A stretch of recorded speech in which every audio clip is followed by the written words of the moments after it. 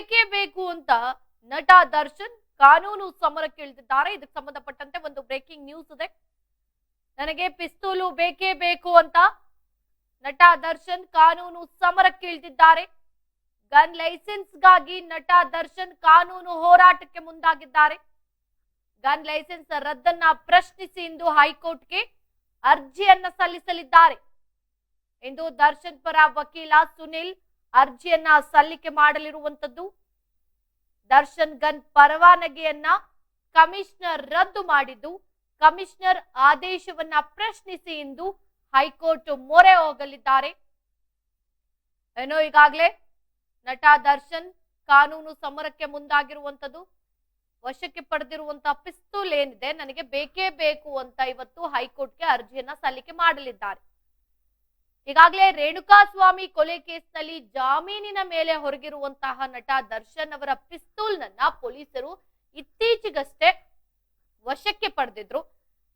Gun ಪೊಲೀಸರಿಗೆ ಒಪ್ಪಿಸಬೇಕು ಅಂತ ನೋಟಿಸ್ ಕೊಡುವಂತಹ ಸಂದರ್ಭದಲ್ಲೇ ಪೊಲೀಸರ ಕೈಗೆ ಗನ್ ಅನ್ನ ದರ್ಶನ್ ಅವರು ಕೊಟ್ಟಿದ್ರು ಅನ್ನೋ ಒಂದು ಮಾಹಿತಿ ಕೂಡ ಲಭ್ಯವಾಗಿರುವಂತದ್ದು.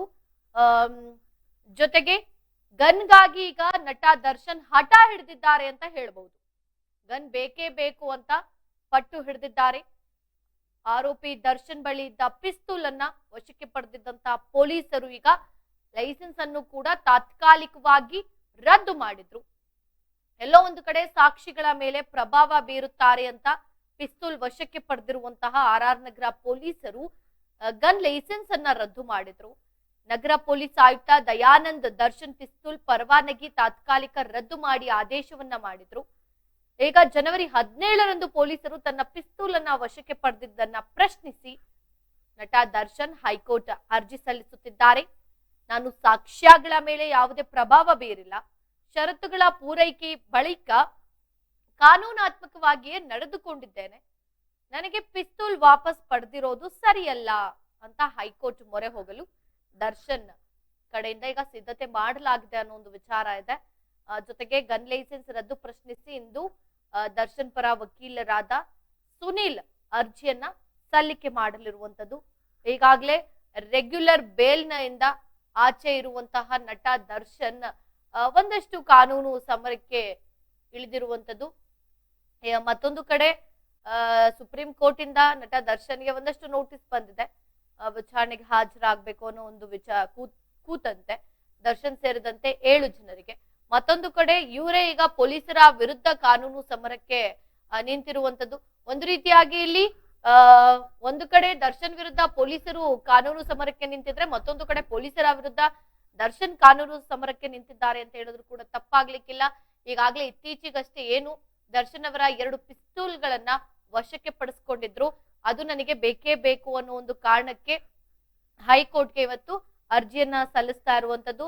ಜೊತೆಗೆ ಈ ಹಿಂದೆ ಕೂಡ ಅವ್ರು ಹೇಳಿದ್ದಾರೆ, ಏನು ರೆಗ್ಯುಲರ್ ಬೇಲ್ ಆದ್ಮೇಲೆ ಆಚೆ ಇರುವಂತಹ ನಟ ದರ್ಶನ್ ಅಂದ್ರೆ ನಾನು ಯಾವುದೇ ಸಾಕ್ಷಿಗಳನ್ನ ನಾಶಪಡಿಸುವಂತದ್ದು, ಬೆದರಿಸುವಂತದ್ದು ಏನು ಮಾಡ್ತಾ ಇಲ್ಲ, ಏನು ನನಗೆ ಷರತ್ತುಬದ್ಧ ಜಾಮೀನನ್ನ ಕೊಟ್ಟಿದ್ದಾರೆ, ಒಂದಷ್ಟು ರೂಲ್ಸ್ ಹಾಕಿದ್ದಾರೆ, ನಿಯಮಗಳನ್ನ ಹಾಕಿದ್ದಾರೆ, ನಾನು ಅದಕ್ಕೆ ತಕ್ಕಂಗೆ ನಡ್ಕೊಳ್ತಾ ಇದ್ದೇನೆ, ನನ್ನ ಮೇಲೆ ಈ ರೀತಿಯಾಗಿ ಹೇಳೋದು ಎಷ್ಟು ಮಟ್ಟಿಗೆ ಸರಿ ಅನ್ನೋ ಒಂದು ರೀತಿಯ ಮಾತುಕತೆಯನ್ನ ಆಡಿರುವಂತದ್ದು ಅಂದ್ರೆ ಮೂಲಗಳಿಂದ ತಿಳಿದಿರುವಂತಹ ಮಾಹಿತಿ.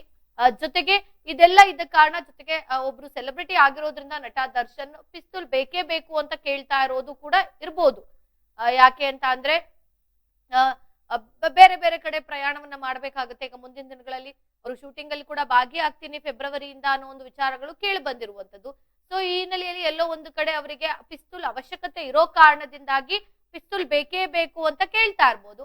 ಆದ್ರೆ ಈ ಕಡೆ ಪೊಲೀಸರ ಕಡೆಯಿಂದ ನೋಡೋದಾದ್ರೆ ಈಗ ಸಾಕ್ಷಿ ನಾಶ ಮಾಡ್ಬೋದು, ಬೆದರಿಸಬಹುದು. ಸೊ ಆದ್ರಿಂದ ಈ ವಿಚಾರ ಅಂದ್ರೆ ರೇಣುಕಾಸ್ವಾಮಿ ಕೊಲೆ ಕೇಸಿನಿದೆ, ಅದು ಕ್ಲೋಸ್ ಆಗೋವರೆಗೂ ಯಾವುದೇ ಕಾರಣಕ್ಕೂ ಪಿಸ್ತೂಲ್ ಅನ್ನ ಕೊಡಬಾರ್ದು ಅಂತ ಲೈಸೆನ್ಸ್ ಅನ್ನ ತಾತ್ಕಾಲಿಕವಾಗಿ ರದ್ದು ಮಾಡಿ ಕಮಿಷನರ್ ದಯಾನಂದ್ ಅವರು ಆದೇಶವನ್ನ ಹೊರಡಿಸಿದ್ರು.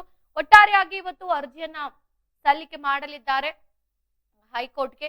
ತದನಂತರ ಕೋರ್ಟ್ ಯಾವ ರೀತಿಯಾಗಿ ಇದಕ್ಕೆ ಒಂದು ತೀರ್ಪನ್ನ ಕೊಡುತ್ತೆ, ಇಲ್ಲ ಪೊಲೀಸರ ಬಳಿ ಇರ್ಲಿ ಅಂತ ತೀರ್ಪು ಕೊಡುತ್ತಾ, ಇಲ್ಲ ಅಂತ ಅಂದ್ರೆ ದರ್ಶನ್ ಅವರಿಗೆ ವಾಪಸ್ ಕೊಡಿ, ಲೈಸೆನ್ಸ್ ರದ್ದನ್ನ ಕ್ಯಾನ್ಸಲ್ ಮಾಡಿ ಅಂತ ಏನಾದ್ರು ಹೇಳುತ್ತಾ ಅಂತ ಕಾದು ನೋಡ್ಬೇಕಿದೆ.